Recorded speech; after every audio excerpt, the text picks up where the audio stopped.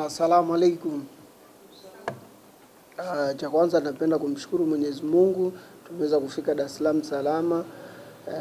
Tuko vizuri, tunamsikiliza mwalimu wetu kwa maelekezo aliyotupa ili tuweze kupambana, tuweze kupata matokeo. KMC ni timu nzuri, ndio hivyo tu, ndio mpira, ndio ligi kwa nafasi ambaye wako nayo. Kwa hivyo sitakuja na nguvu, kesho tuweze kupata matokeo.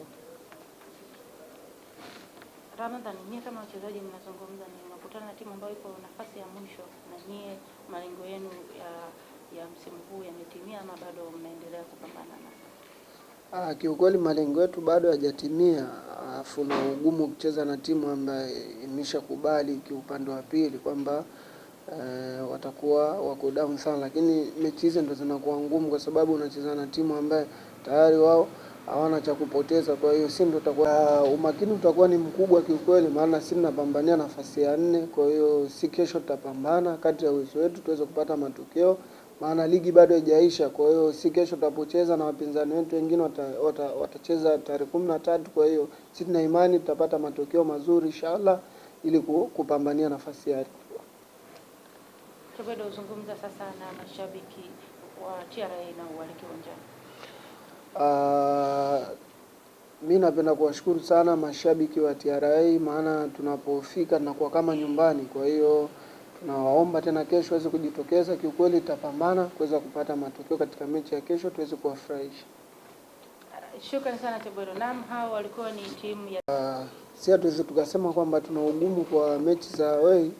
Ukiangalia tumeshinda mechi ya away dhidi ya Prison, tumeshinda mechi ya away na Namungo. Kwa hiyo sometime game ndio inatokea. Kwa hiyo si kesho tutapambana, maana tumewahi kufika Dar es Salaam ili kuweza kuwa na maandalizi mazuri ya kuweza kupata matokeo. Swali jingine? Niwashukuru kwa support yao, tulifika walikuwepo na wanakuwa wengi. Ni kuwashukuru, na ahadi yetu ni kuhakikisha kuwa furaha yao inaendelea kupatikana. Tutapambana ili waendelee kufurahi. Karibu sana, waendelee kutusapoti, tunatambua uwepo wao. Shukrani. Kama kisi nimesema awali,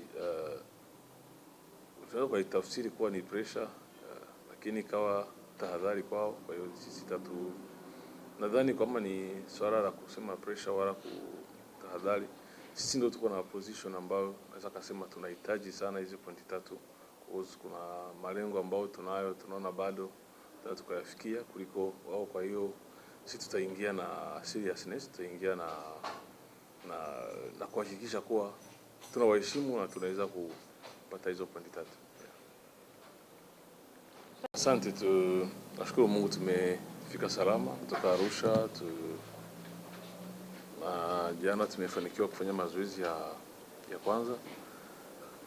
Tunashukuru wote wako vizuri na nimeona morale ipo juu, wana hali. Kwa hiyo tuko tayari kupambania pointi 3 za kesho. Kocha, mnakutana na timu ambayo iko nafasi ya mwisho na nyie malengo yenu ni kuwa kwenye zile nafasi 4 za juu. Naamini mchezo wa kesho utakuwa mchezo wa namna gani?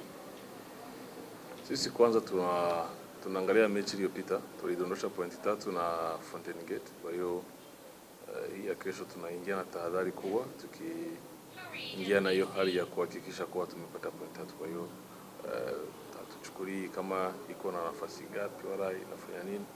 Sisi tunakuja tu na hiyo moyo wa kupambana kuhakikisha kuwa tumepata hizo pointi 3. Shukrani. Nakaribisha maswali kwa mwalimu.